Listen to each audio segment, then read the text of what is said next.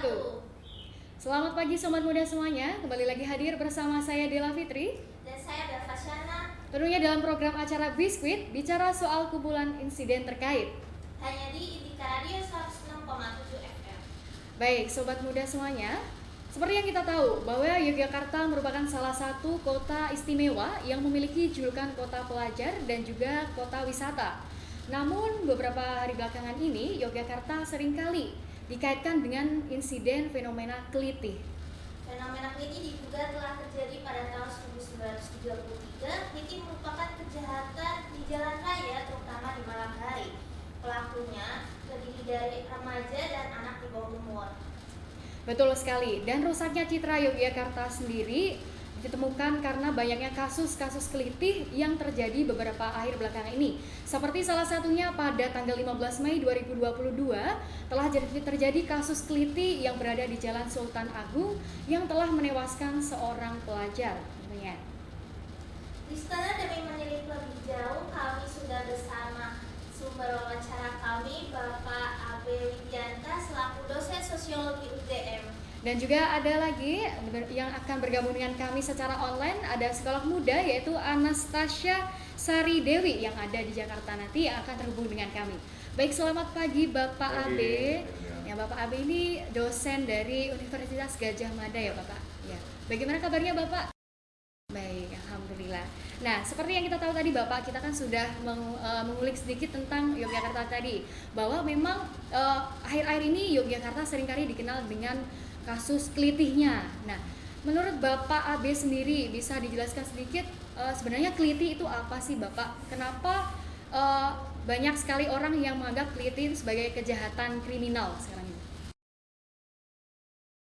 Ya, kelitih sebetulnya dari sebuah istilah yang bahasa Jawa namanya kelitih itu fenomena jalan-jalan, cari angin, cari pandangan, tapi sebetulnya memang tidak ada tujuan pasti. Itu yang kemudian orang atau publik menganggapnya fenomena tentang kenakalan anak di jalanan itu sama seperti halnya orang tengah melakukan kelitih. Nah, atribut itu sebetulnya dekat. Ada korelasi kira-kira gitu. Tapi orang Jogja menolak kelitih itu katanya baik. Lalu ini diatributkan untuk fenomena yang tidak baik kira-kira gitu ya. Yang nggak ada hubungannya. Bagi saya nggak penting istilah itu. Faktanya tetap ada bahwa kenakalan ataupun juga karena ini anak-anak maka nggak boleh bilang kejahatannya. Maka kemudian ini disebut kenakalan anak di jalanan. Itu lebih karena kita memberi affirmative action ini adalah anak-anak. Dan ini nanti menjadi problematis nanti. Tapi istilahnya bahwa saya ingin menegaskan istilah menjadi tidak penting bagi saya. Setidaknya ini dalam pandangan saya. Sehingga yang menjadi penting adalah fenomenanya ini perlu ditanggapi dengan serius. Kalau kita bahas soal kelitih tadi Bapak, sebenarnya kan tadi sudah dikatakan sama Bapak bahwasanya kan ketika seorang anak di bawah umur dikatakan sebagai sebuah kenakalan ya, kenakalan remaja. Nah, apa sih Pak motif dari kenakalan remaja zaman sekarang yang biasa dianggap masyarakat dengan sebutan kelitih tadi? Ada banyak faktor saya kira yang mempengaruhi hal itu. Satu adalah soal ini anak yang dalam posisi infantil, tetapi menuju mature, menuju dewasa yang sebetulnya dia di tengah-tengah. Jadi dewasa belum, anak-anak sudah terlampaui. Jadi ini masa di mana masa krisis, anak-anak mencari identitas dan jati dirinya. Faktor keempat saya menyebutnya, itu lebih karena ada digital telekomunikasi, teknologi informasi dan telekomunikasi itu. Jadi perkembangan teknologi informasi telekomunikasi yang merambah dengan melampaui batas-batas, yang kemudian masuk di dalam saku mereka masing-masing berupa gadget di tangan seluruh anak-anak, bahkan TK pun sudah dipegangi gadget hari ini. Dan itu yang menjadikan mereka punya jendela pajang. Kalau mau menyebut inilah window show-nya. Jadi kayak galerinya bagaimana dirinya si anak ini menampilkan diri di dalam profil-profil yang dia muat di dalam media sosial yang dia punya. Ini yang menjadi perlu penelitian serius ke depan soal bagaimana tumbuh kembang anak di era teknologi digital. Tapi ada faktor-faktor lain nanti, ada dimensi reproduksi kekerasan oleh kelompok-kelompok yang berafiliasi dengan barangkali kelompok-kelompok kekerasan yang bukan hanya di anak-anak ini, di sekolah ini, geng-geng ini sebetulnya punya backup dengan beberapa senior yang dulunya pernah menjadi kelompok di dalam geng ini. Ini yang tentu kita perlu melihat sambungan, koneksi-koneksi, relasi kompleks di antara mantan-mantan yang sebetulnya juga itu berafiliasi dengan sejumlah partai politik, tetapi juga berafiliasi sebagian di antara juga kelompok geng yang lebih besar, yang di Jogja kita bisa tahu kelompok-kelompok itu mana saja. Nah, itu yang koneksi-koneksi dengan kelompok-kelompok kekerasan, organisasi-organisasi yang vigilante kayak begitu, lalu berbagai bahkan ini juga dimainkan untuk kepentingan politik tertentu, agar ini juga mendapatkan semacam rekognisi, dan itu bisa dukungan politik dalam kaitannya dengan kepentingan-kepentingan politik yang terpendam, itu tentu juga berafiliasi dengan kelompok-kelompok ini. Sehingga memang agak kompleks dan tidak ada jalan tunggal untuk menyelesaikannya. Jadi perlu penanganan terintegrasi dari berbagai multi stakeholder ya. Nah, kalau dibicarakan tentang motif tadi, mungkin kalau dikatakan sebagai kenakalan remaja butuh perhatian lebih ya Kak. Pak, salah satunya tadi mungkin kurangnya perhatian dari keluarga, sekolah, dan juga masyarakat sendiri. Mereka mencarilah perhatian dari salah satunya sosial media tadi, ingin diakui keberadaannya dengan melakukan fenomena kejahatan kenakalan remaja tadi.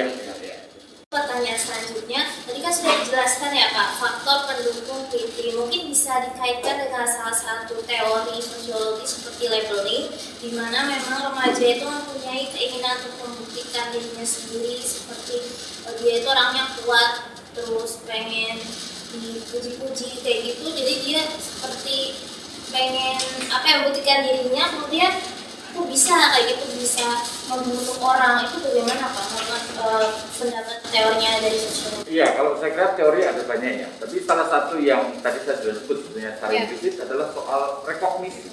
Jadi tentang namanya istilahnya struggle for recognition. Jadi itu perjuangan untuk pengakuan sesungguhnya. Kalau labeling itu adalah soal stigma dari orang terhadap anak-anak ini. Barangkali lalu stigma itu yang melekat bahwa anak-anak ini adalah anak-anak yang bodoh, anak-anak yang nakal, anak-anak yang... Nah, itu labeling. Kalau labeling selalu melekat bahwa ini sejak awal dilekatkan sebagai anak nakal, dan itu sudah menjadi abnormal, sebagai sesuatu yang berbeda dari sistem yang ada gitu ya. Dan ini kan sebagai sebuah penyimpangan dalam konteks masyarakat dan sistem yang berjalan secara sistematis. Ini dianggap sebagai kelompok yang memang devian. Maka juvenile delinquency itu adalah kenakalan remaja yang memang menyimpang, dan itu mulai menunjukkan kecenderungan ke arah dimensi yang mau melawan atau memisahkan diri dari sebuah tatanan yang sudah tercipta sebagai tatanan mapan itu. Gitu ya. Nah, kalau struggle for recognition tadi jelas. Sebetulnya struggle for recognition dari kita semua itu membutuhkan. Sebetulnya yang kita kejar ketika kita bermain sosial media adalah rating, bukan? Iya, betul. Hari ini kita itu eksibisionis semua. Jadi bukan hanya mereka yang eksibisionis, bahkan kita semua hari ini eksibisionis. Jadi ada dimensi kadang-kadang narsistiknya juga. Ketika kemudian kita merasa paling tampan, merasa paling pinter, merasa punya aktivitas yang nampaknya dalam foto-foto sosial media itu berada di mana-mana hari ini dengan foto-foto, padahal itu hanya foto booth gitu ya. Dan itu berganti-ganti, itu menunjukkan bahwa kita punya preferensi, kita suka pergi traveling kemana-mana gitu. Padahal itu hanya booth ya, yang dipasang dimanapun bisa gitu ya. Dan itu menunjukkan bahwa kita itu sesungguhnya likeness, mengalami kekurangan. Jadi ada dimensi tidak percaya diri untuk menjadi orang apa adanya. Kita harus sadari bahwa ini juga kita mengidapnya loh ya, bukan hanya mereka yang mengidapnya. Tanpa disadari. Dan, tentu saja harus disadari. Nah, bayangkan bahwa ini diidap oleh mereka yang belum, jati dirinya belum mapan, jati dirinya belum stabil. Itu yang membuat mereka brutal. Dalam pengertian bahwa apa yang bisa membuat perhatian orang itu tersurah kepada mereka semua, yang bisa dilakukan adalah attract dengan cara atraksinya adalah melakukan tindakan yang bisa menarik perhatian publik banyak, ya caranya melakukan tindakan seperti itu gitu ya. Baik Sobat Muda, seperti yang tadi sudah kita bahas, kita ulik juga mengenai tentang keliti dan juga seputar motif di balik fenomena keliti sendiri bersama dengan Pak Abe.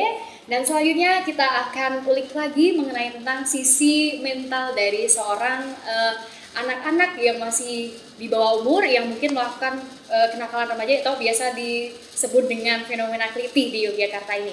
Selanjutnya kami akan terhubung dengan psikolog muda kami yang ada di Jakarta, Anastasia Sari Dewi. Selanjutnya kami akan terhubung melalui online. Tadi kan juga dikatakan dari sosial juga menyampaikan bahwasanya biasanya pelaku keliti ini anak-anak di bawah umur, Kak. Di bawah umur. Mungkin bisa dijelaskan sedikit dari Kak Anastasia, sebenarnya apa sih alasan anak di bawah umur ini melakukan aksi keliti seperti itu menurut pandangan dari psikolog sendiri? Oke. Kalau dari saya sendiri sih terkait berita yang kelitih itu sebenarnya saya melihatnya dari segi psikologi sosial juga ya, selain perkembangan tapi juga sosial. Sama seperti yang sosiolog bilang, kenapa awalnya budaya yang jalan-jalan malam bisa berakhir di saat ada kesempatan itu bisa timbul perilaku baru, begitu ya, tergantung situasi yang saat ini sedang ada. Nah, psikologi sosial yang ingin saya bahas adalah kaitannya juga tentang konformitas, ya ini apa yang banyak dilakukan oleh rekan-rekan di sekitarnya, apalagi kalau sebaya, itu cenderung mampu lebih mudah mempengaruhi teman lainnya. Itu salah satu alasannya. Nah, jadi perilaku yang mungkin salah satu atau dua orang di lingkungannya punya ide seperti itu, disambut dengan yang lain dan bisa timbul perilaku seperti itu.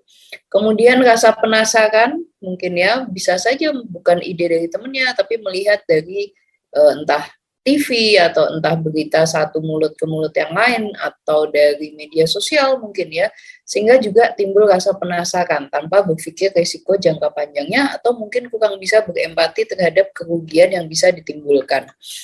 Kembali lagi, namanya anak di bawah umur, cara berpikirnya masih belum matang gitu. Prinsip logikanya, analisanya itu masih cenderung belum kompleks atau belum matang, sehingga dia cenderung mengutamakan emosinya. Bahasanya mungkin gagah-gagahan gitu ya, berani-beranian gitu ya, penasaran ditambah dengan keinginan untuk bisa dibilang jagoan mungkin, atau dibilang berani, atau mungkin pengen dapat pujian atau di respect sama teman-temannya, bisa jadi. Terlepas dari ada kemungkinan juga kalau bisa sampai ke kayak melukai atau mengerampas harta benda, ya berarti ada faktor X lagi selain dari internal psikologi, tapi juga ada kebutuhan ekonomi atau mungkin keinginan untuk membeli sesuatu gitu ya. Jadi kemudahan itu membuat berpikirnya sesingkat atau sependek itu. Bisa juga dikarenakan faktor berawal dari tidak nyaman di rumah gitu, sehingga tidak nyaman di rumah juga bosan mungkin, atau mungkin tidak ada kegiatan, tidak ada interaksi, atau mungkin konflik di rumah, sehingga lebih baik saya keluar rumah, dan disitulah bisa terjadi yang tadi kita bahas, kemungkinan atau kesempatan seperti tadi. Jadi alasannya beragam sekali, tapi kebanyakan seperti itu. Ada internal, ada eksternal. Ya, baik Kak. Jadi kan tadi juga sudah dijelaskan oleh sosiolog juga, mungkin ada beberapa faktor. Tiga dari sosiolog sendiri kan menjelaskan bahwasanya mungkin dari segi faktor keluarga, sekolah, dan juga masyarakat sendiri. Yang dimana seorang pelaku keliti ini biasanya ingin tempat, dia butuh ruang untuk mengekspresikan diri. Mungkin dari dia mendapatkan tiga tempat tadi seperti sekolah, keluarga, dan juga masyarakat, dia kurang merasa mendapatkan perhatian dari hal itu. Mungkin ada kaitannya dengan masalah broken home atau gimana Kak misalnya? Oke. Bisa saja karena di rumah dia merasa tidak nyaman, tidak diberikan ruang seperti yang tadi bilang gitu ya. Kesempatan untuk berkumpul sama teman-teman mungkin terbatas gitu ya yang ada di lingkungan sekitarnya, sehingga ada kesempatannya atau ada waktunya malam hari seperti itu. Nah, padahal di malam hari itu kemungkinan untuk perilaku-perilaku lainnya yang menyimpang karena tidak ada pengawasan bisa saja jauh lebih banyak. Jadi tidak dikasih uang bisa jadi, tapi ya saya rasa ini lebih ke apa ya, kalau dibilang satu sama lain saling berkesinambungan sih. Makanya nanti akan saya sarankan juga selain dikasih uang adalah dikasih banyak contoh aktivitas lain yang sekiranya mereka bisa mengeksplor lagi baru selain dari kelitih itu sendiri yang berisiko negatif gitu. Jadi diberi uang, dikasih tantangan baru, dikasih kesempatan kepercayaan baru, itu nantinya juga akan menjadi saran yang akan dianjurkan. Baik, Kak. Nah, untuk pertanyaan selanjutnya mungkin menurut Kakak Anastasia sendiri nih, apakah remaja zaman sekarang berani untuk melakukan aksi kejahatan ataupun kenakalan remaja seperti itu? Itu kan termasuk penyimpangan sosial ya, Kak ya. Itu memang berpengaruh dari media sosial sendiri atau tidak sih, Kak? Ya, media sosial bisa jadi salah satunya. Seperti yang tadi kita bahas bahwa faktor biologis juga berpengaruh, kemampuan berpikirnya belum matang, masih mengutamakan menantang dirinya, ya, penasaran dengan keberanian dirinya, mungkin ingin menonjol di antara kelompoknya, itu bisa. Kemudian media sosial bisa menjadi salah satu ide gitu ya, karena nggak jarang nih kita temui juga lumayan beberapa kali terakhir ini juga ada tentang yang jagoan waktu tawuran itu juga diekspos gitu ya, berani melakukan ini itu gitu, kesannya seperti apa ya, tertarik gitu ya kalau menurut saya anak-anak muda untuk mencoba sesuatu hal yang baru, dan itu kan sebenarnya manusiawi sekali ya mencoba sesuatu yang baru. Cuman kalau yang ditampilkan di media sosial dan juga di berita-berita lainnya adalah sesuatu yang negatif, ya saya khawatirnya justru itu menimbulkan ide yang salah. Jadi ada baiknya dikasih opsi-opsi lain supaya mereka diarahkannya lebih ke situ. Oke, baik. Nah, tadi kan dikatakan mungkin ada opsi lain lah biasanya untuk hal-hal seperti ini dalam ingin sebuah pengakuan bisa disalurkan kepada hal-hal yang lebih baik. Nah, sebenarnya jika dikatakan remaja ini kalau melakukan fenomena atau aksi kelitih dalam mencari jati diri, dalam apa ya, butuh pengakuan dari beberapa hal. Nah, apakah hal tersebut itu bisa dikatakan benar? Nah, terus cara lain seperti apa yang bisa dilakukan selain seperti hal-hal selain negatif seperti kelitih tadi, Kak? Dalam menunjukkan jati diri, ya. Dalam menunjukkan jati dirinya. Iya. Jadi kalau saran saya sih yang pertama perlu keterlibatan orang tua ya, kembali lagi orang yang jauh lebih senior, entah itu orang tua, pendamping atau kakak mungkin ya atau siapapun sekiranya untuk bisa memberikan arahan. Yang disarankan adalah selain berdiskusi, ngobrol, punya bonding dengan orang-orang yang ada di rumah, coba aktif untuk terlibat di lomba, mungkin seperti itu ya, atau olahraga, mencoba sesuatu yang menantang boleh, tapi yang baru gitu. Mencoba ketahanan fisik boleh, tapi dengan sesuatu yang tidak merugikan orang lain gitu. Dan itu perlu pendampingan dulu, bahwa anak-anak remaja usia muda kalau saya perhatikan akan lebih bisa atau lebih mau apabila di awal-awal itu ikut dulu orang tuanya, mendampingi dulu gitu. Jangan hanya menyarankan secara verbal saja, karena khawatirnya nanti menjadi tidak menarik gitu atau tidak dilakukan oleh anak-anak ini gitu. Mereka lebih suka ada yang mendampingi, sehingga kelitih ini mereka jadi suka sekali karena ada temennya gitu. Nah, ini yang perlu menjadi catatan juga bagi orang yang ada di rumah. Harus menemani dulu gitu sampai nanti usia mereka cukup. Nah, itu baru bisa menyarankan hanya lewat verbal, mungkin seperti itu. Selain olahraga yang menantang, seru, mulai ikut lomba dan lain sebagainya, diskusi, menjalin bonding dengan orang tua atau dengan teman lain, mungkin bisa masukkan anak ke komunitas tertentu yang punya kegiatan rutin dan itu sesuai dengan minat anak gitu ya, itu juga boleh. Dan ajak mungkin anak untuk bersosialisasi dengan orang-orang baru yang mungkin dirasa mungkin kalau orang tuanya nggak nurut-nurut banget, tapi biarkan anak untuk belajar nilai-nilai baru yang ada di luar rumah, tapi pastikan itu orang-orang atau nilai-nilai yang sesuai atau yang orang-orang lain yang dinilai cocok begitu. Ya, baik Kak. Nah, sebenarnya untuk dari segi psikolog sendiri, psikolog ini sebenarnya kalau dinilai apa sih yang diharapkan dari seorang psikolog, dari peran seorang orang tua dalam pendampingan kepada para pelaku kelitih ini, misalnya? Oke. Orang tua diharapkan untuk menerapkan aturan main yang lebih jelas, yang lebih tegas gitu. Kadang seringkali, kenapa ini anak bisa keluar sampai malam gitu, apalagi anak di bawah umur, berarti ini kan sudah jelas orang tuanya memang membolehkan gitu ya, atau memang bahkan orang tuanya nggak tahu kalau anaknya pergi atau gimana. Ini perlu untuk diedukasi, karena barangkali orang tua pun juga tidak terpikir bahwa kemungkinan-kemungkinan seperti itu bisa muncul. Jadi edukasi tidak cuma hanya kepada pelaku kelitih, melainkan juga orang rumah yang ada di situ. Pentingnya menerapkan aturan, menciptakan suasana nyaman, pendampingan terhadap apa yang ada di kepala dan perasaan anak, ini perlu sekali. Kalau dalam psikologi kita sebutnya adalah terapi keluarga. Jadi tidak hanya satu orang yang berubah, melainkan dikondisikan semua anggota keluarga ikut memberikan perhatian khusus ya. Perubahan perilaku lah, behaviornya semuanya saling menyesuaikan. Kemudian saya juga sarankan kalau memang ternyata orang tua merasa kurang didengar atau kurang mampu atau mungkin situasi rumah tidak memungkinkan untuk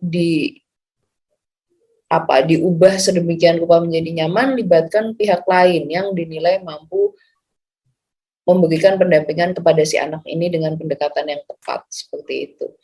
Pemberian sanksi tegas juga perlu, dan pemberian sanksi ini juga perlu disosialisasikan kepada masyarakat supaya mereka juga tahu loh, oh ini ya ternyata setegas ini ya dampaknya, resiko ini dan lain sebagainya.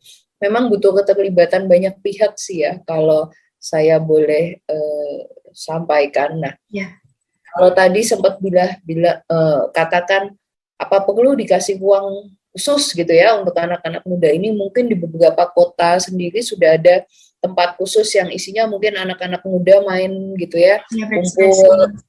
Betul. Saya rasa di Jogja juga ada kalau saya nggak salah gitu, di daerah Monjali ya kalau saya nggak salah, atau di mana.